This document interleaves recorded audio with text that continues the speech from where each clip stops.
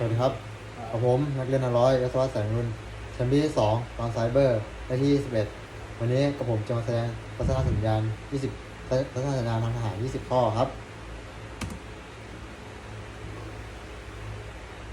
ท่าที่1ครับเป็นตัว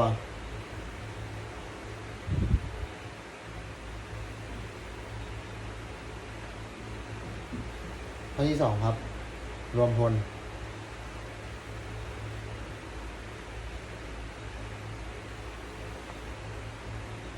ท่าที่3ครับข้าพเจ้าพร้อมแล้วท่านพร้อมหรือยัง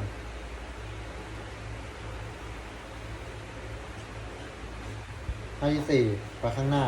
ตามข้าพเจ้า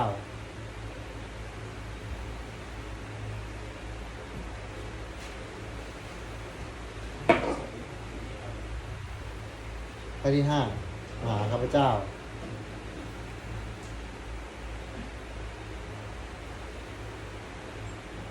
ท่าที่6หยุดหรือหยุดพัก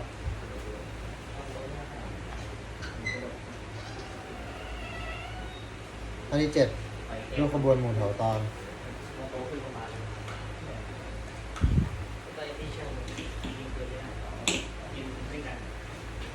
ท่าที่8กระจายกำลัง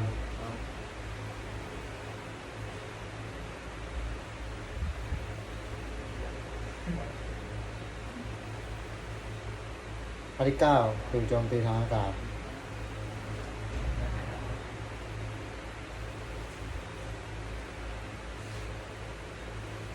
ท่าที่10ข้าพเจ้าไม่เข้าใจ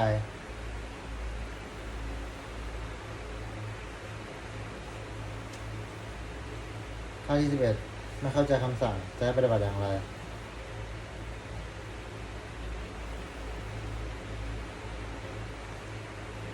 ท่าที่12เพิ่มความเร็ว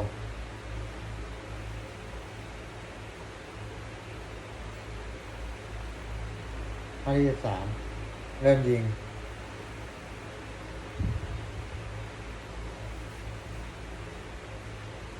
ท่าที่4หยุดยิง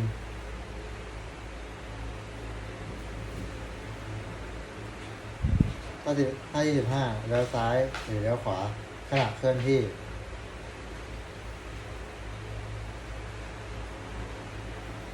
ท่าที่16เตรียมปฏิบัติการ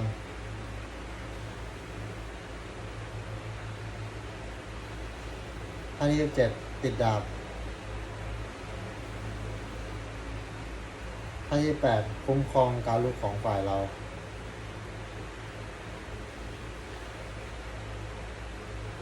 ท่าที่19เริ่มปฏิบัติการ